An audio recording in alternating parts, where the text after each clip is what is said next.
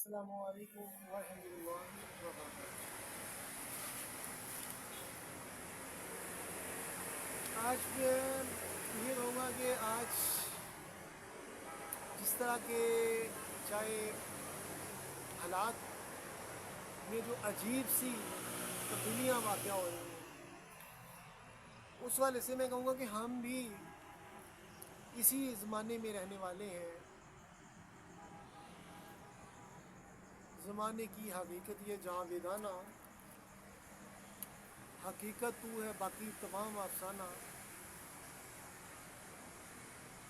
کسی نے دوش دیکھا ہے نہ فردہ، فقط امروز ہے تیرا زمانہ۔ تو ہم بھی اسی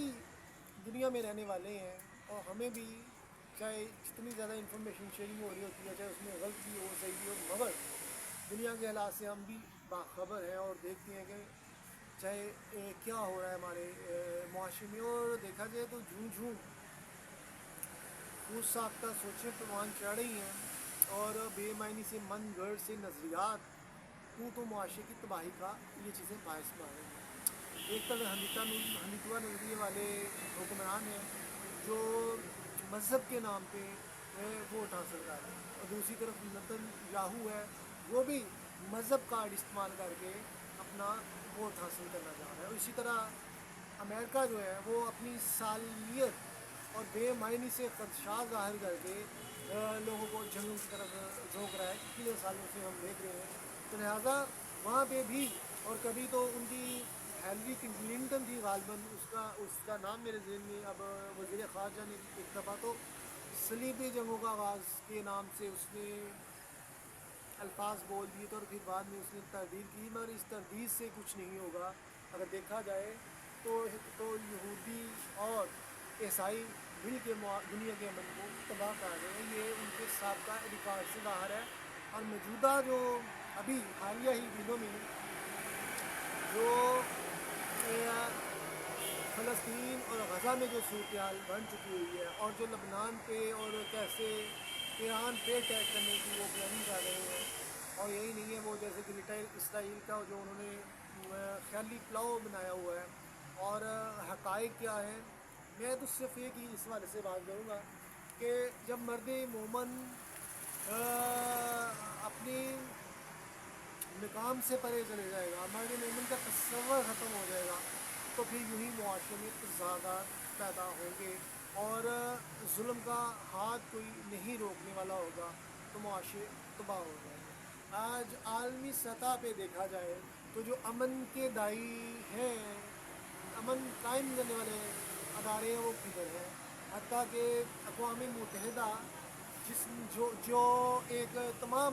اقوام عالم کے لوگ اقوام متحدہ کے حوالے سے ایک پلیٹ فارم پہ جمع ہوتے ہیں، اور وہ جناب عالمی امن کام کرنے کے حوالے سے جو کاوشیں ہوتی ہیں، اگر دیکھا جائے تو اقوام متحدہ کے جنرل سیکرٹری لامتناہی دفعہ غزہ کی صورتحال کے حوالے سے اپنا اظہار بیان کر چکے ہوئے ہیں کہ کیسے غزہ میں انسانوں کی تذلیل ہو رہی ہے، اور کیسے لبنان میں جو ہو رہا ہے، اور ان کے اینٹیو گریس اس طرح کا نام ہے، سوری مجھے پورا ایگزیکٹ نام نہیں دے، میرا اینٹیو گریس سے میری زبان پہ چڑھ نہیں رہا، لہٰذا انہوں نے بہت کاوشیں کی، مگر چونکہ کوئی بھی مول بے لگام ہو جائے تو اس کو لگام ڈالنا بھی اقوام متحدہ کے بس کی بات ہونی چاہیے۔ اسے کونٹر میں فورسز ایسا تیار کرنی چاہیے جو ان چیزوں کو لگام ڈال سکے، مگر وہ اس لیے نہیں ان فورسز کو حرکت میں لا سکتے اور ان کو مزہ چکا سکتے، کیونکہ پھر وہ کہیں گے جناب یہ ادارے جو امن قائم کرنے کے لیے نا، یہ خود ہی اس کا نام کیا ہے، اور دوسروں کے ساتھ شریک ہو کے ہمیں جوتیاں ماری اور ہم اس طرح ہم تباہ ہو گئے، یعنی کہ جنہوں نے امن قائم کرنا تھا وہ بھی حصے دار بن گئے اس میں جنگوں میں، اگر وہ ان کے مخالف کو تھوڑا سا حرکت میں لے کے آتے۔ تو اگر وہ نہیں ہے تو مرد مومن کا کردار تو زندہ ہونا چاہیے۔ روم اور ایران کی سلطنتیں ہم جب دیکھتے ہیں، اور روم اور ایران نے جیسے حضرت خلفۂ راشدین کے دور میں روم اور ایران کی سلطنتیں فضا ہو گئیں، تو انہوں نے کم تعداد کم اسباب کے باوجود متفقین کو بٹھا دیا، اور اللہ تعالیٰ جہاد کیوں ہے؟ سب سے بڑی ریزن کیا ہے؟ What is the reason behind the جہاد؟ جہاد کا پرپز کیا ہے؟ جہاد کا مقصد ہی یہ ہے کہ اگر کوئی شخص تمام افراد معاشرہ پہ تسلط قائم کرتا ہے، کچھ ایسی طاقتیں جو معاشرہ میں تسلط قائم کرتی ہیں اور معاشرے کے امن کو تباہ کرتی ہیں، اور وہ ایسا معاشرہ تشکیل دیا جاتا ہے جو اللہ تعالیٰ کے احکامات کی سراسر طور پہ خلاف ورزی پہ مبنی ہو، اور اس معاشرے کو سمجھانے کے لیے اگر کہا جائے تو وہ پھر بھی کہیں کہ ہم تو ہٹ دھرمی پہ قائم رہیں گے، اور جو انسانیت کی تذلیل ہو رہی ہے معاشرے میں، انسانوں کو جینے کا حق چھینا جا رہا ہے، تو وہ نہیں مڑتے، تو ان کو پھر ایک قاصد دیا جاتا ہے، جناب یو آر ڈوئنگ رانگ، اب حقیقت واضح ہو چکی ہے اور آپ ایسا نہیں کر سکتے، نہیں تو آپ لوگوں کو جزیہ دینا پڑے گا۔ اگر یہ دونوں صورتیں نہیں مانتے تو جہاد فرض ہو جائے گا۔ اس کا مطلب یہ نہیں ہوتا کہ آپ نے اقتدار حاصل کرنا ہے، اس کا مقصد یہ نہیں ہوتا کہ آپ نے کسی کی دولت حاصل کرنی، بلکہ جہاد اس لیے ہوتا ہے کہ ایسی طاقتور قوتیں جو معاشرے کو اپنی طاقت کے ذریعے انسانیت کی تبدیل کرتی ہیں، ان کی گردنیں اڑا دی جائیں، کیونکہ یہ خدا کے نافرمانے لوگوں کو بھی مجبور کر رہے ہیں کہ وہ ان کی یہ غلط نظریات، افکار تخیلات کا حصہ بنے۔ تو اللہ تعالیٰ کہتا ہے کہ چند ایک کی گردنیں اڑانے سے اگر امن قائم ہوتا ہے تو یہ بہت ہی بہترین ہے، اور جو لوگ اللہ تعالیٰ کی راہ میں اپنا مال، جان، اولاد سب کچھ قربان کرنے کے لیے تیار ہو جاتے ہیں، جہاد کرتے ہیں، تو اللہ تعالیٰ کہتے ہیں شہید زندہ ہے، اور انہوں نے میرے مقصد کے لیے، میرے شاہی نظام، اللہ تعالیٰ کی بادشاہت آسمانوں پہ بدستور قائم ہے، زمین میں بھی قائم ہے، مگر جو نافرمان ہے ان کو لگام کون ڈالے گا؟ اللہ تعالیٰ کہتے ہیں ایسے نہیں کہ میرا مرد مومن، میرا مرد مجاہد ہی ان کو لگام ڈالے گا اور ان کو بتائے گا کہ کس طرح تم نے کائنات کے نظام میں شیطانیت کا نظام رائج کیا ہے۔ اور پھر اب آپ کو یہ بات عجیب لگ رہی، تو آپ یہ دیکھیں کہ آج ہماری سوسائٹی میں اگر کوئی حقیقی معنوں میں اسلام کی تعلیمات کے آئین مطابق نہیں چل رہا تو وہ حقیقت میں شیطان کا اعلیٰ کار ہوگا، کہ وہ سچ بھی نہیں بولتا، حرام مال کھا رہا ہے، لوگوں کی ہاتھ زبان اس سے محفوظ نہیں ہے، لوگوں پہ دست درازی کرتا ہے، تو اسلام تو کہتا ہے کہ زبان ہاتھ اس سے محفوظ ہے، بلا وجہ کسی کو تنگ نہ کیا جائے، اور کسی کو بھی ایسے گلٹی ڈکلیئر کر کے تنگ نہ کیا جائے۔ تو لہٰذا اسی طرح مچھر بہت زیادہ بیٹھنا مشکل ہو رہا ہے، تو اسی لیے اسلام کہتا ہے کہ قانون کو ہاتھ میں لے، ریاست کی تابع داری اختیار کی جائے۔ اگر ریاست آئین اچھے آپ کو بنیادی اصولیات دے رہی ہے، اس میں قانون، لا اینڈ آرڈر ہے، اور آپ کسی ریاست کو چیلنج نہ کریں، میری ریاست کے تابع رہیں، مگر ایسی غیر مسلم قوتیں جو عالمی امن کو تباہ کر رہی ہیں، ایسی غیر مسلم قوتیں جو اسلام کی خلاف پروپیگنڈا کر رہی ہیں، ایسی عالمی قوتیں جو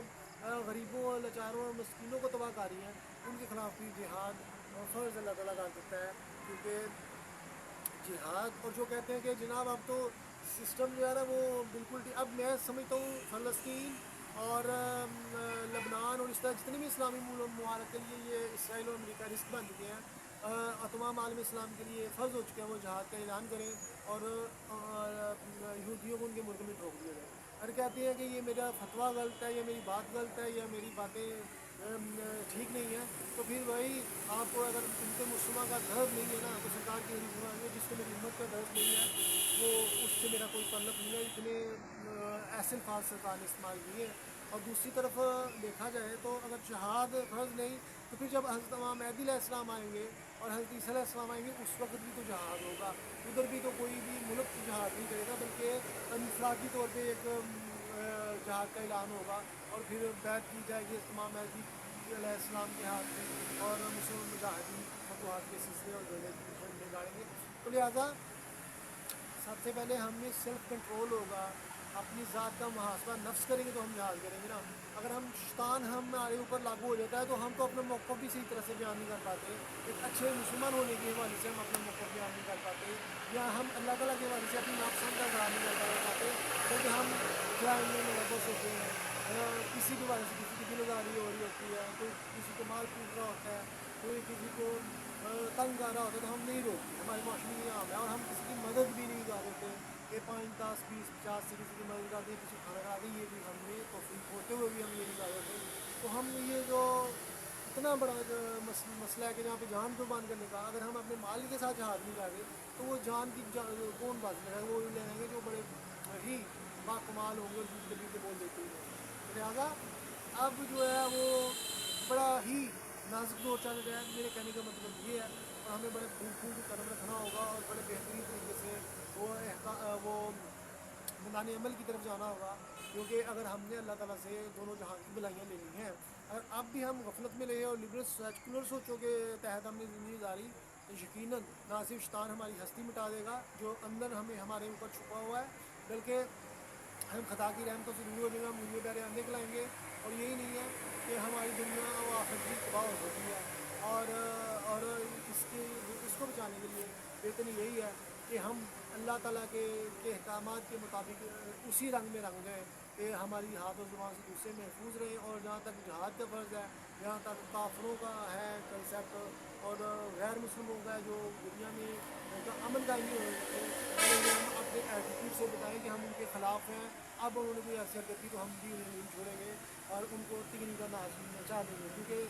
वो हम तो शहीद हो के भी जन्नत में जाएंगे, तो वो मर के भी चैन ना पाया तो किधर जाएंगे, वो खुदा का नाफरमान होने की वजह से उनकी दोनों जहाँ तबाह हो रहे हैं। तो हम क्यों लिखो सैकड़ों सोचों में और गलत किस्म की नज़रियात में फंस के अपने दोनों जहाँ तबाह करें। हम बंदा मोमन है फ़कत अहकाम इलाही का पाबंद, और दमादम आ रही है सदाए कुन फ़यकून, शायद ये कायनात ना तमाम है अभी, दमादम आ रही है सदाए कुन फ़यकून, कुन फ़यकून, कुन फ़यकून। अल्लाह हाफ़िज़।